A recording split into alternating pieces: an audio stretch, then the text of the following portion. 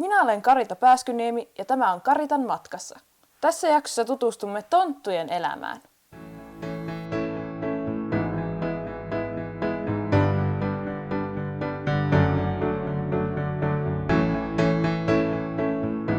Tontut ovat nykypäivänä uhanalainen laji.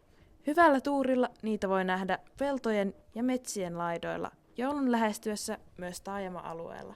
Ilman viiletessä tontut hakeutuvat yhä lähemmäs ihmisasutusta.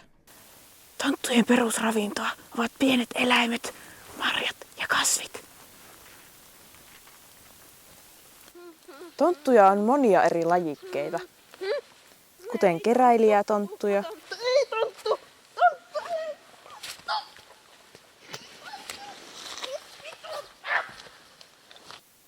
kotiäitejä,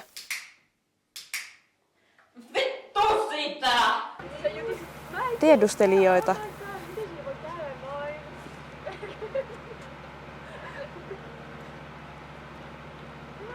Oletteko koskaan miettineet, miksi saunan kiuas paukkuu?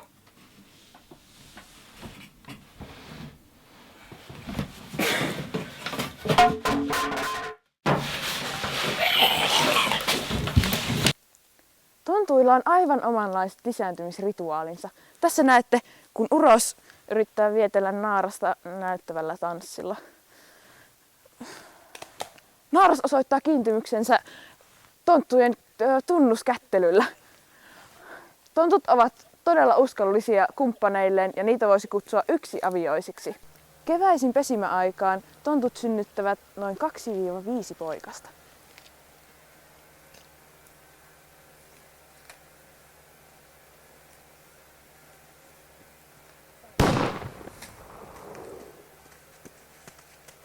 Yksi, 2, 4.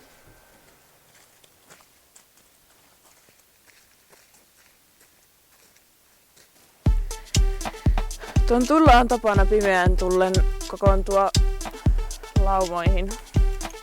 Mennään katsomaan.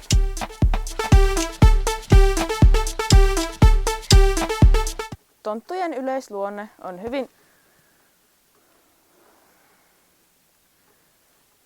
on hyvin ystävällinen ja ihmisläheinen. Nyt vittu, tää ei oo yhtään sitä, mitä mulle luvattiin! Mie en tee tätä enää! Vittu, Vittu ja miekka.